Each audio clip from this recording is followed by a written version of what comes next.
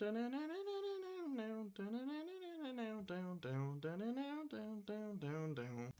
everyone, this is my second plane, third. I don't know. I've made a lot of planes, and I like this one. I tried to have a more of an abstract design, and that's why it looks like this. I thought it looked cool when I was planning it out. It doesn't really look that cool. I might change it. Ooh. Can I dye this, or is it gonna say because it's not like locked? Okay, so basically, this should be dyed red. It's not. I just forgot. So basically, our symmetric sails are dyed red, and our windmill sails aren't dyed, so that's why they're white. Just that way you can see the difference in them. And I do use some of, it's either Dreams and Desires or Continued or Configured or whatever that submod is for these brass gearboxes. Okay, Create Connected. Never mind. So basically, what a brass gearbox is, if you guys don't know, is it's a gearbox, but you can set like which way it turns. It really doesn't make sense at all, but it's kind of nice. And I would just like to point out, you can build this without using the brass gearboxes. I use them here so that way, like, you can have two inputs. Like I have an input going this way, spinning that way, and then I have an input this way, spinning that way. However, I would just like to point out that this brass gearbox right here, I'm not, like, this literally could just be a regular gearbox. I just have it as a brass one so that way you guys can see it better. And then this brass gearbox can just be two gearboxes and a shaft. It really wouldn't make a difference at all. And then same thing with this one. It could just be a regular gearbox and a shaft. So basically, I'm going to explain the parts of this to you. And this is by far my best plane for multiple reasons. But I want to go over this. So we have our motor here. And if I slow this down, you can actually see what's going on a little bit better. So basically, the power comes from here because when we make our plane, we need it to power we need it to power the directional gear shifts. So hang on a minute. We need it to power all three directional gear shifts and the propeller at the same time, and it cannot power anything else. Because let's say this andesite casing wasn't here and this was a shaft, it would just power these mechanical bearings and they would just turn over and over, and there wouldn't be anything we could do about that. Same thing over here. So you need to have the power actually go into the directional gearbox. If you don't and you just have it go into the regular gearbox, you will break it. So, oh, also another thing, this is also from Create Connected. This is an inverted clutch. You can get this exact same result by just placing a redstone torch.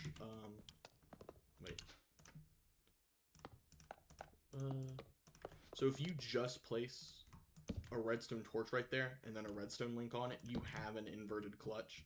It's just easier to do this.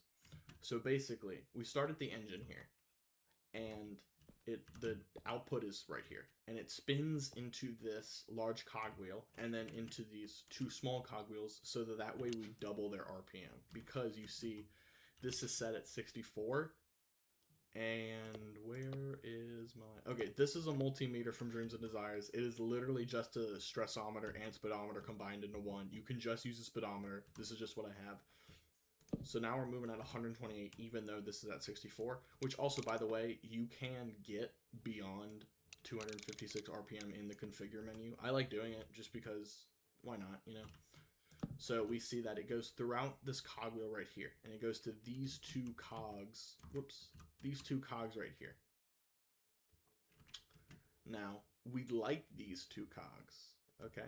These are good because they connect to this cog here and that cog right there, which connects to this cog in the middle here. And then, I actually don't know what you're doing.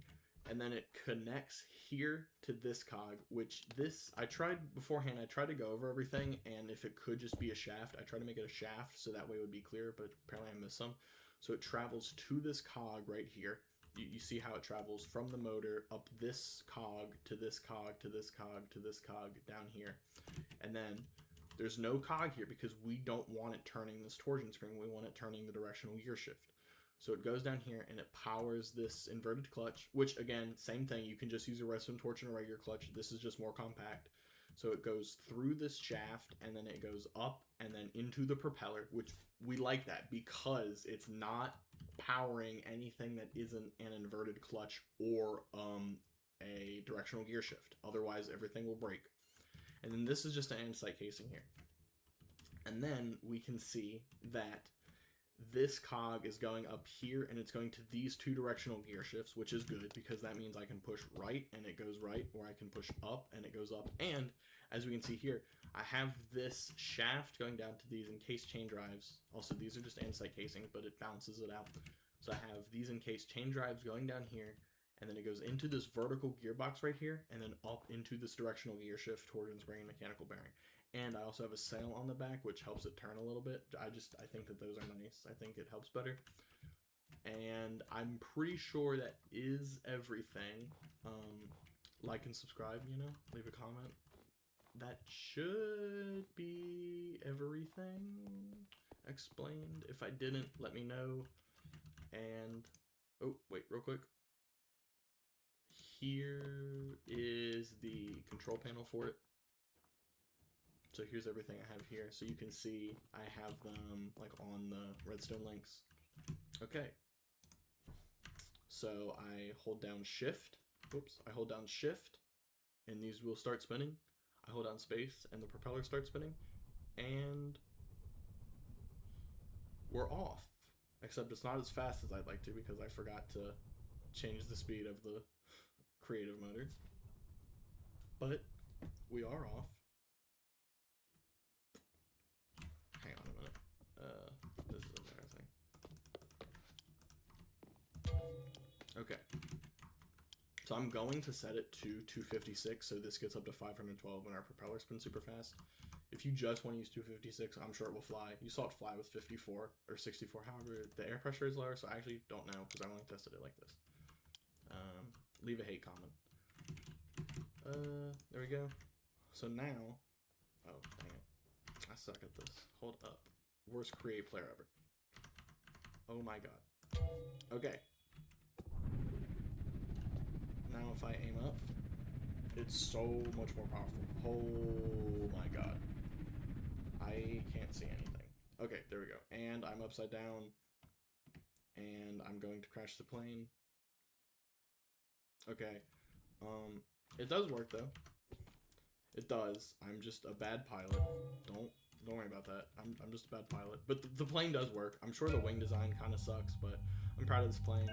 Normally because throughout my other ones, I wouldn't want to say I watched tutorials because like I'm not just copying a plane, but I usually need like reassurance of like where I need to put what, and I didn't with this one. I just made this one from memory. Not like from memory, but like I knew what everything did.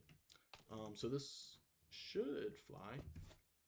Hold on shift and our wheel starts spinning. And our propeller, and we are off.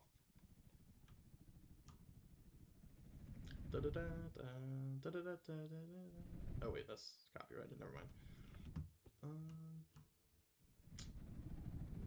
How high are we? Pretty high. Speaking of getting high, you should check out my video about my self-driving airship, because that one is pretty good. They're all pretty good. And that is about it. I mean, there's your plane. You know what? Maybe I should make a self-driving plane. Let me know if you think that'd be a good idea.